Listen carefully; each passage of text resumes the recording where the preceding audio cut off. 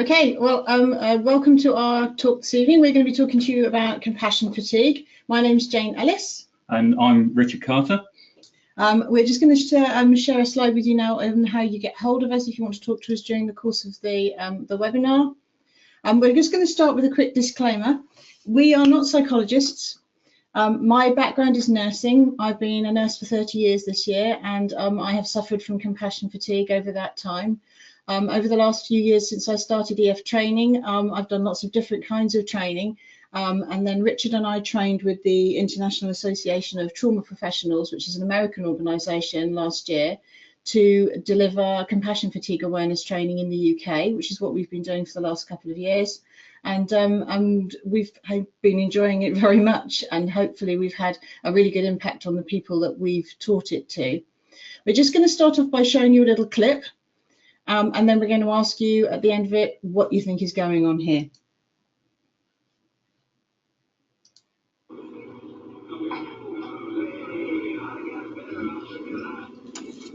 I specifically asked this lady to let people know when they get appointments that they may not be seen in a timely manner. Are you kidding me? Do you know how many people? I've got 7 rooms back there. I made an appointment because I knew that he was my day, an hour and 45 minutes. We've already been working on you. We've done a urine test on you. I've seen you. You came in and said, I'm going to check your pee.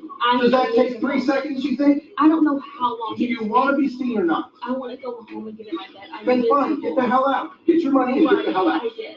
But that right there is just rude. Really?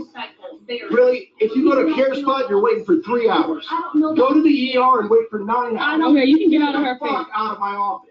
I will now.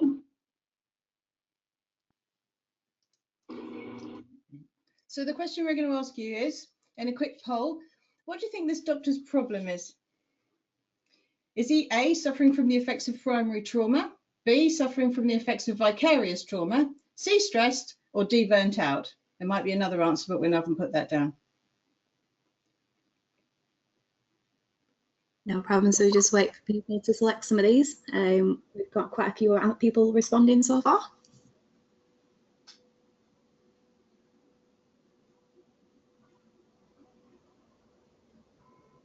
Great stuff. So half the people have responded, so just give them a few more seconds for people to get their answers in.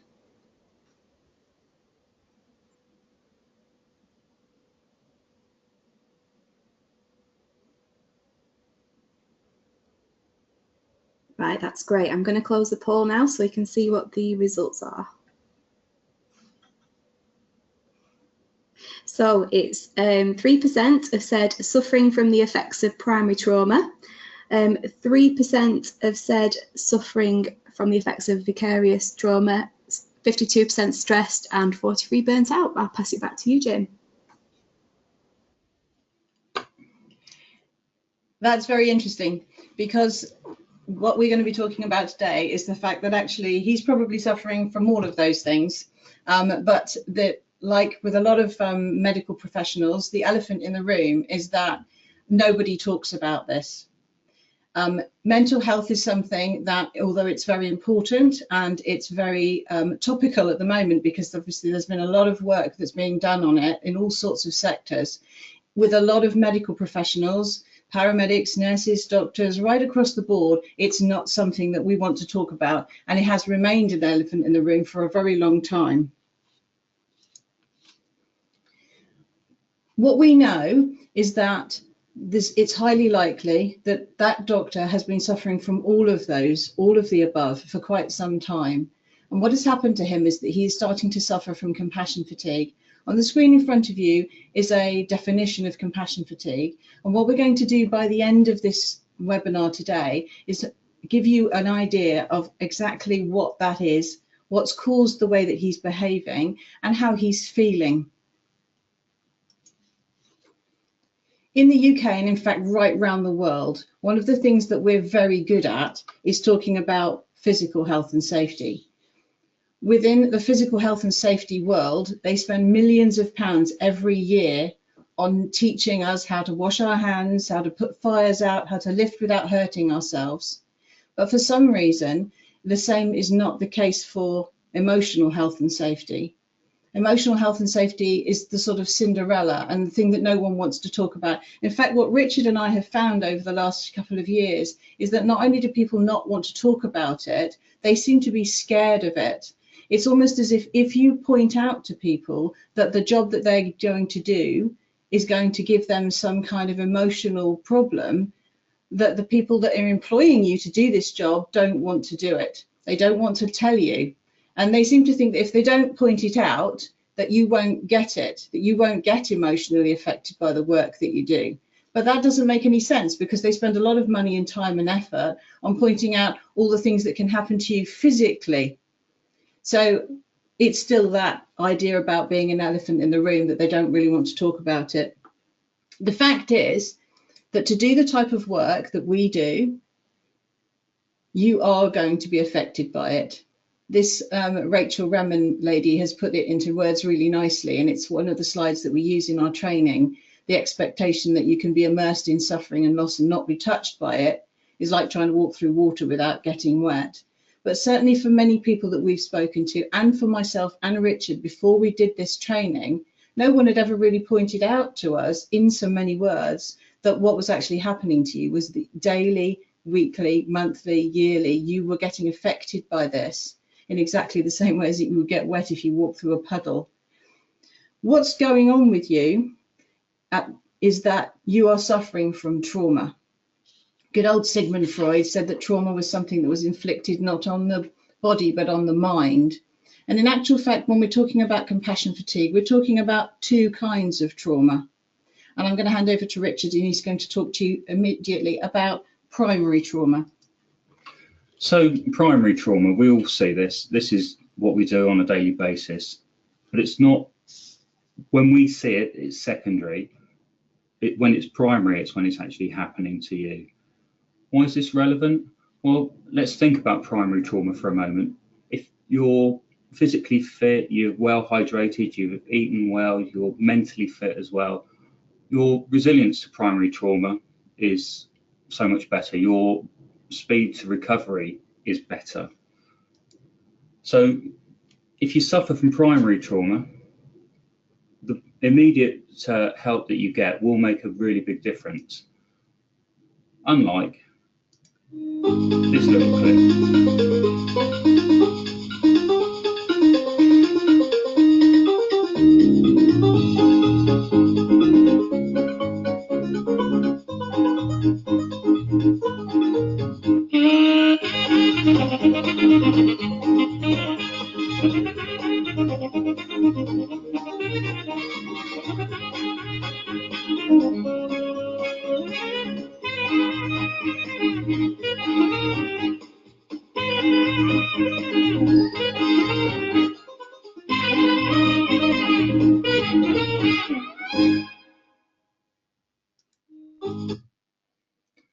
So recovery from primary trauma, good first aid, good treatment, good rehab.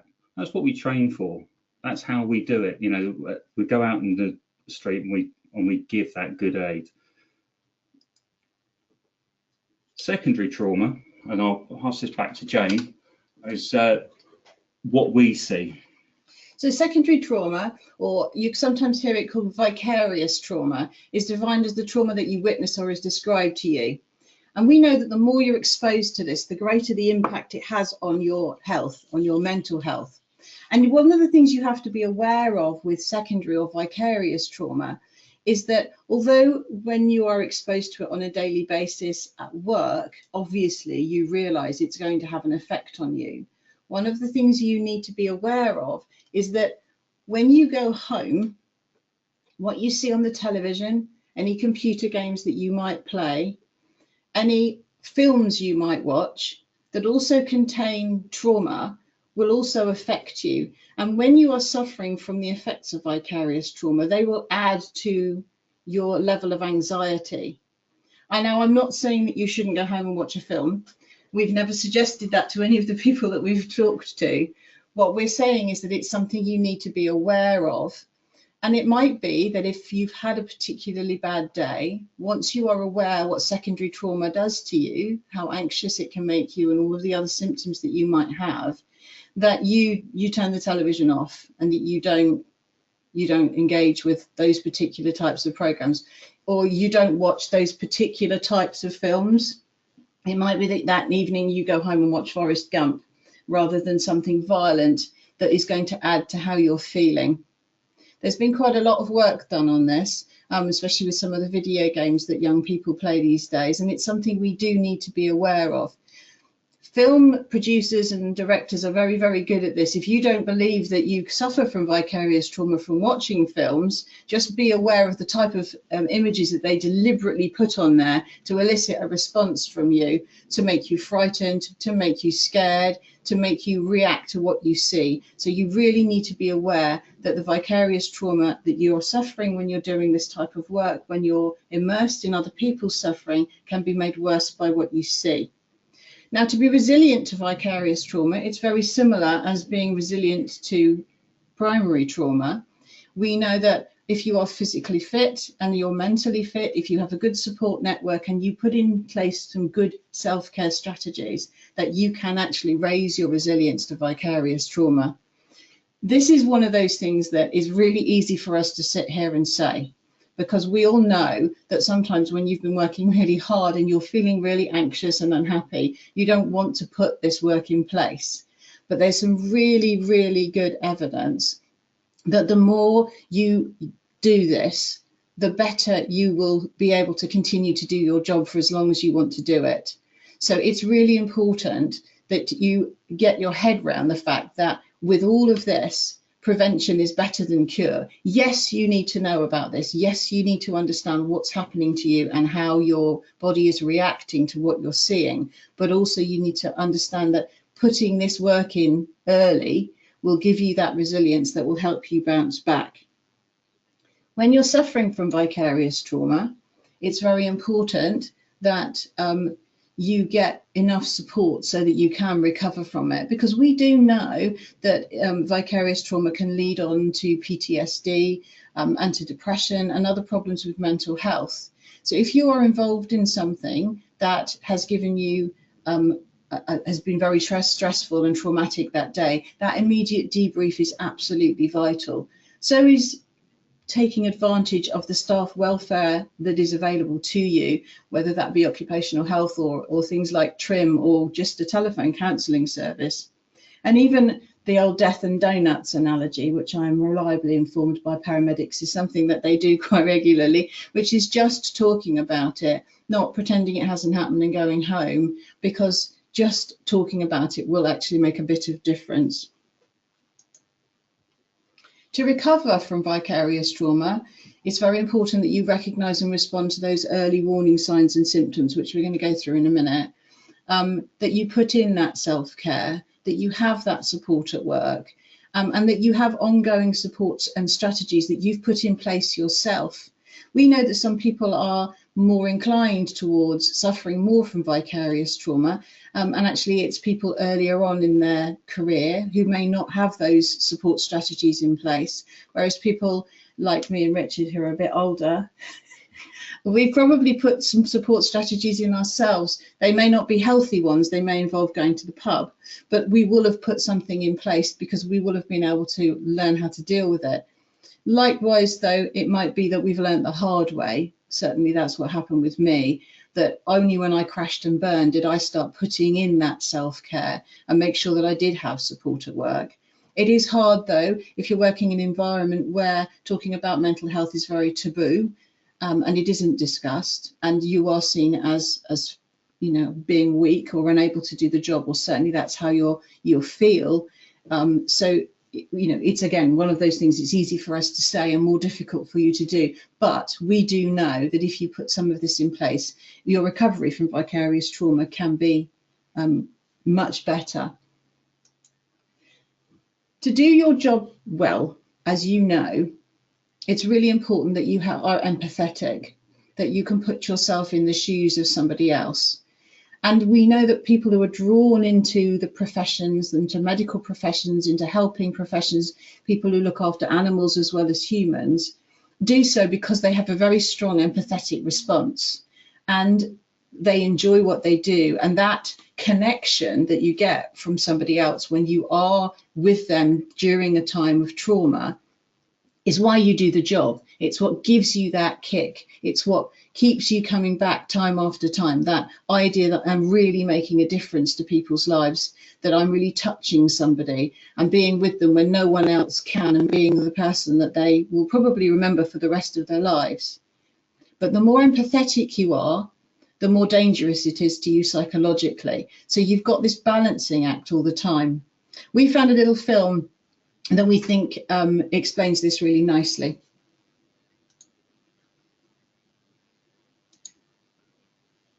So what is empathy, and why is it very different than sympathy? Empathy fuels connection. Sympathy drives disconnection.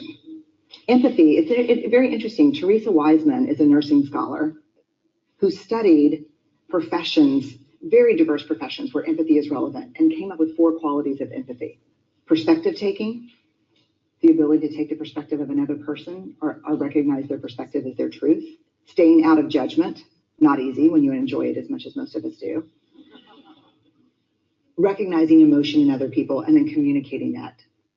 Empathy is feeling with people. And to me, I always think of empathy as this kind of sacred space when someone's kind of in a deep hole and they shout out from the bottom and they say, I'm stuck, it's dark, I'm overwhelmed. And then we look and we say, hey, I'm down. I know what it's like down here, and you're not alone. Sympathy is, ooh, it's bad, no, you want a sandwich? Empathy is a choice, and it's a vulnerable choice, because in order to connect with you, I have to connect with something in myself that knows that feeling. Rarely, if ever, does an empathic response begin with at least.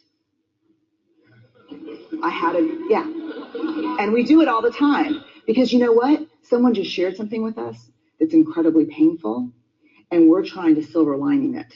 I don't think that's a verb, but I'm using it as one.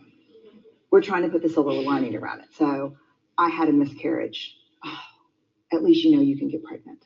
I think my marriage is falling apart. At least you have a marriage. John's getting kicked out of school. At least Sarah is an A student. But one of the things we do sometimes in the face of very difficult conversations is we try to make things better. If I share something with you that's very difficult, I'd rather you say, I don't even know what to say right now. I'm just so glad you told me. Because the truth is, rarely can a response make something better. What makes something better is connection.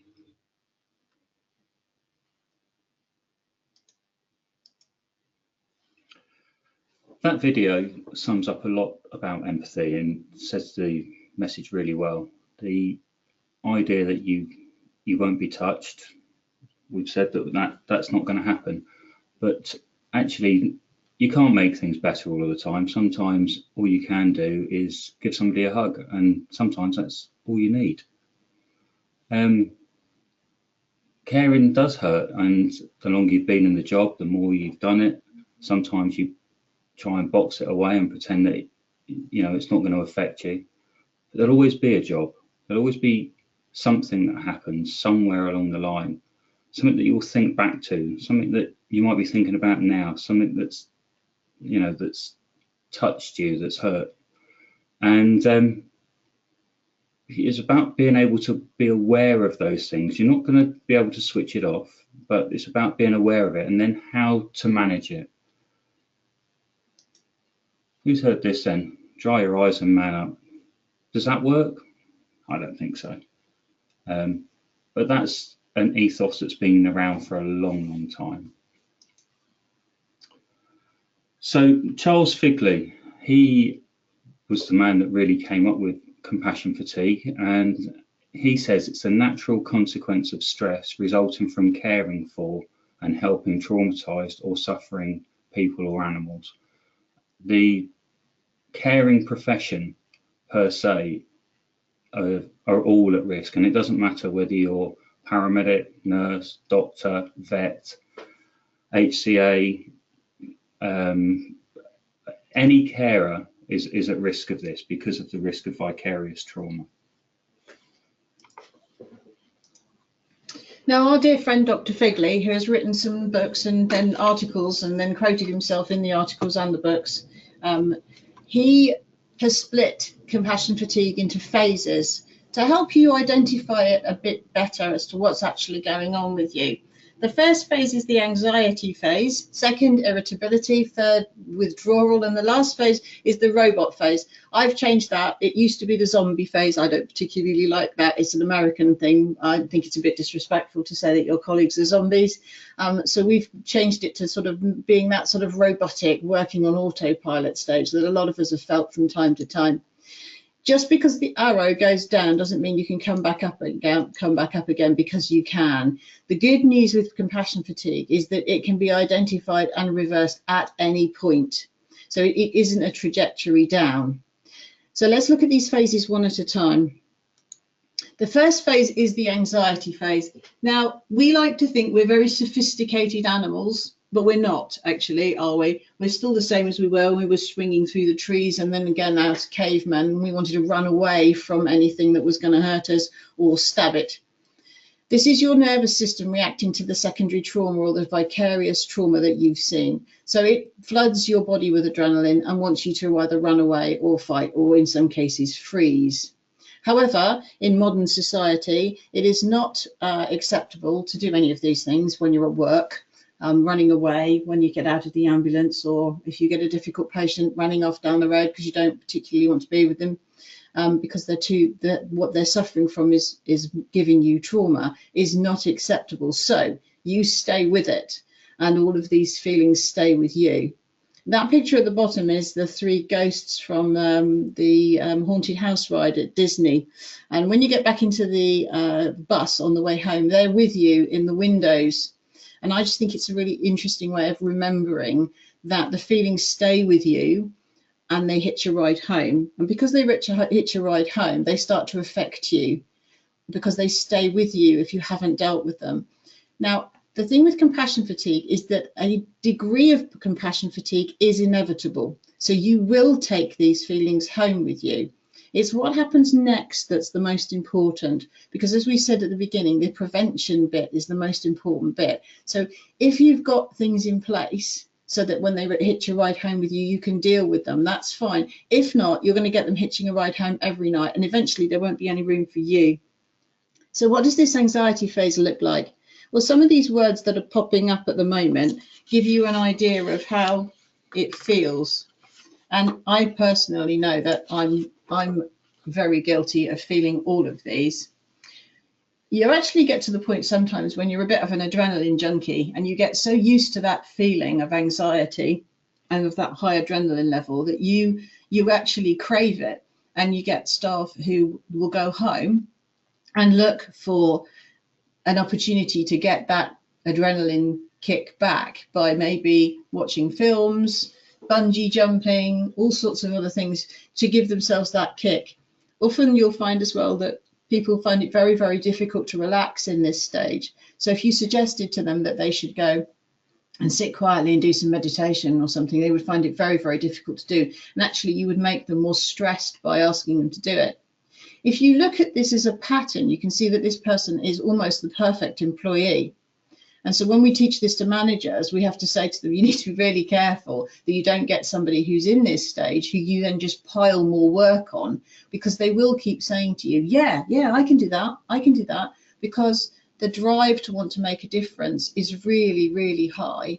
But as an individual, if you start feeling like this, if you feel that you're the only one who can do this job, that no one understands that you're the only one that can do this job, if you suddenly realize that you're the one that's staying later and later in the evening because you really do believe that you're Superman, then you need to start thinking about what's actually happening.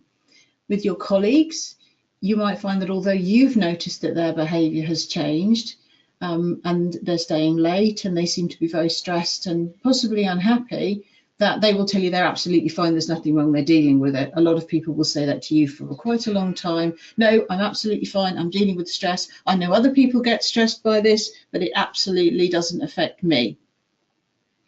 Unfortunately, over time, what will happen to people who are feeling like this is that they tip over into the next stage, which Richard's going to talk to you about, where their anxiety actually turns to being irritating and become full of irritability.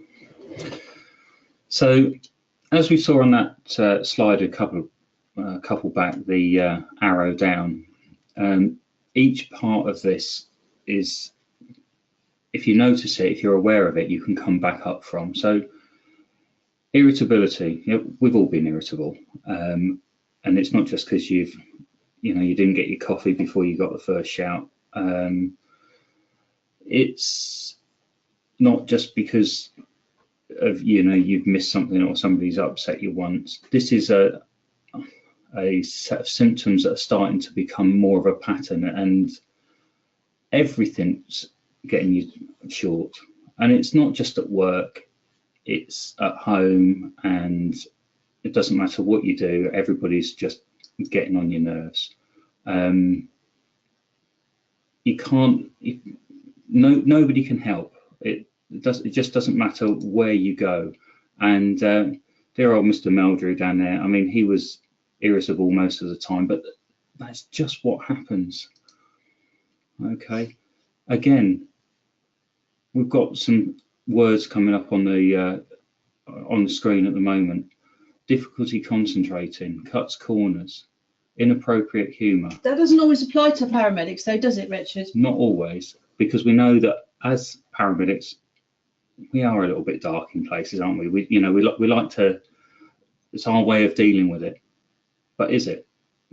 Now, inappropriate humour is what happens to paramedics. It is what they do. But it's when it changes. So when that humour becomes wrong, dark, or goes beyond. Okay, and it's just, again, something for you guys to look out for. You look out for yourselves, but look out for your colleagues. And just emphasise the point. I'll count to three. 1, 2, 3, right. That's it. You've done it on just once too often. Right. Well, don't say I warned you. I've laid it on the line for you time and time again. Well, this is it. I'm going to give you a damn good thrashing.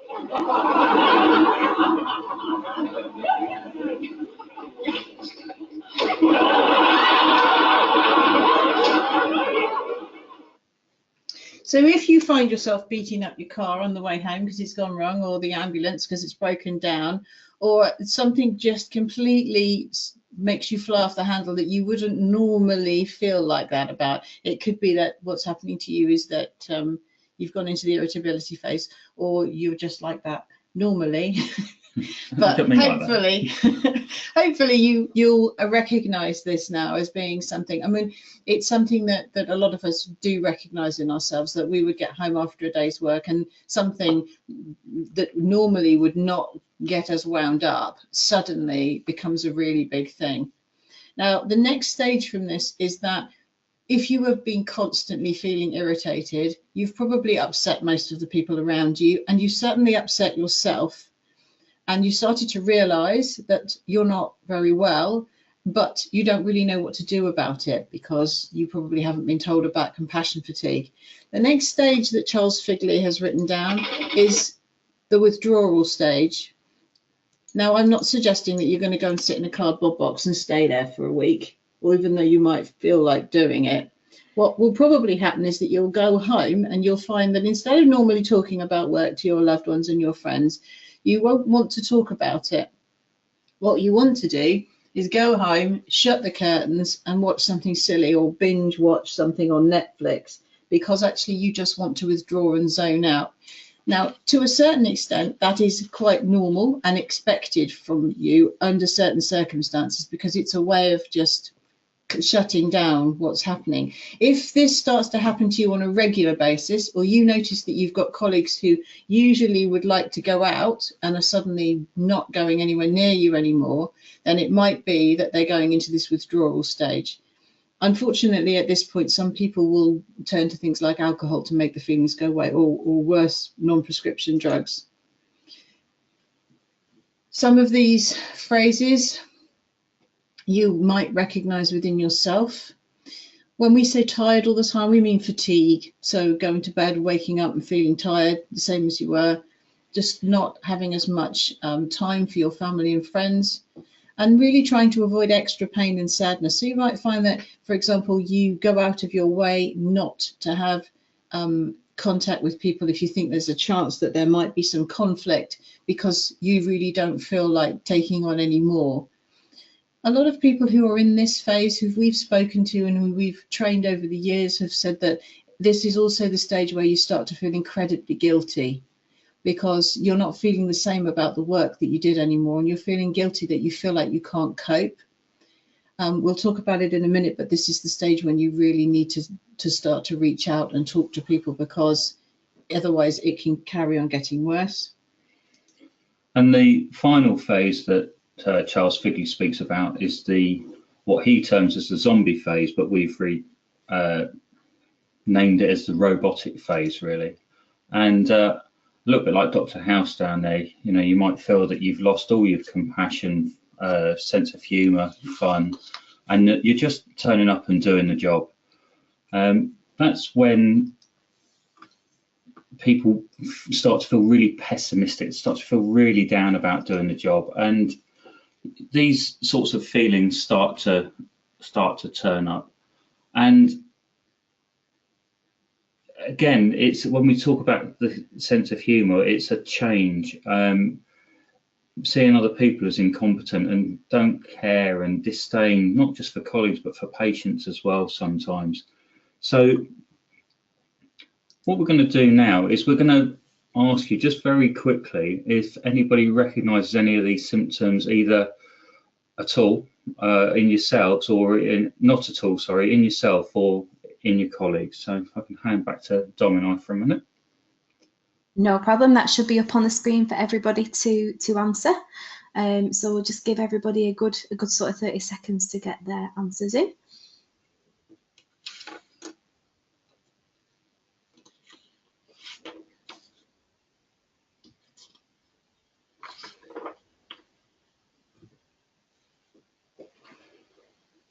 So just give it 10 more seconds, guys. If you want to click on one of them responses, just to press what you think on the poll, that'd be great.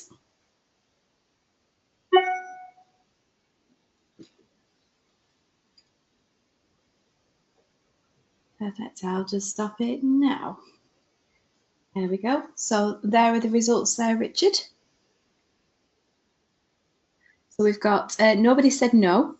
We've got 87% have said in yourself and 63% have said in your colleagues. Wow. Wow, interesting. But it's about what we see when we do the training. So yeah. So now we've depressed you.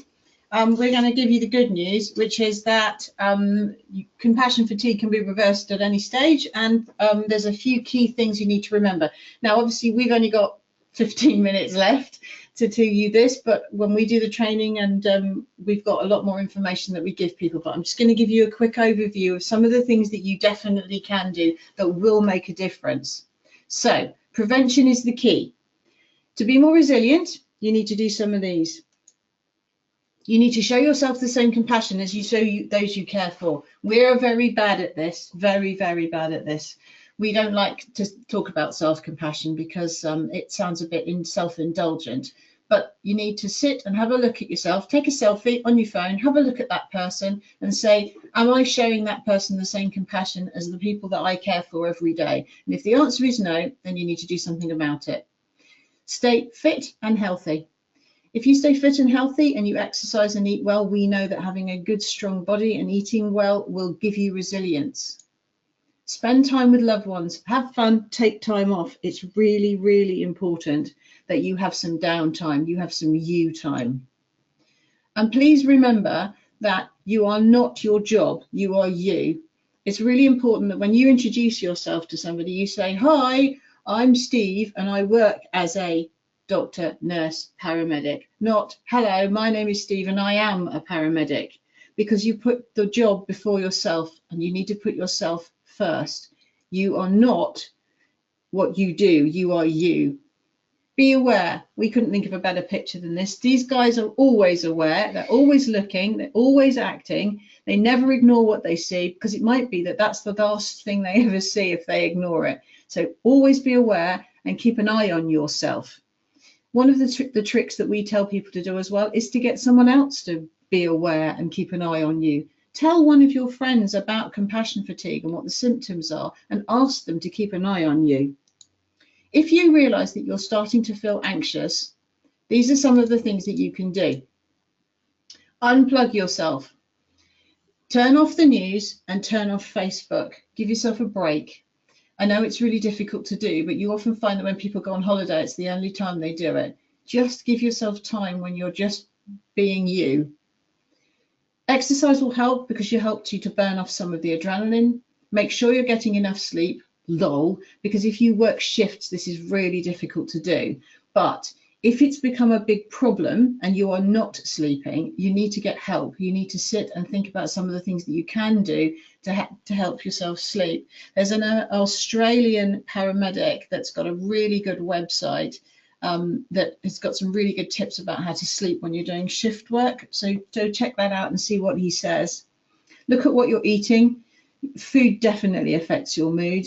If you're eating lots of junk food or food that is really easily digested and swinging your blood sugar, it will make you feel a lot more anxious. So go for those low glycemic index foods that take a long time to be digested, because they will even out your temperament.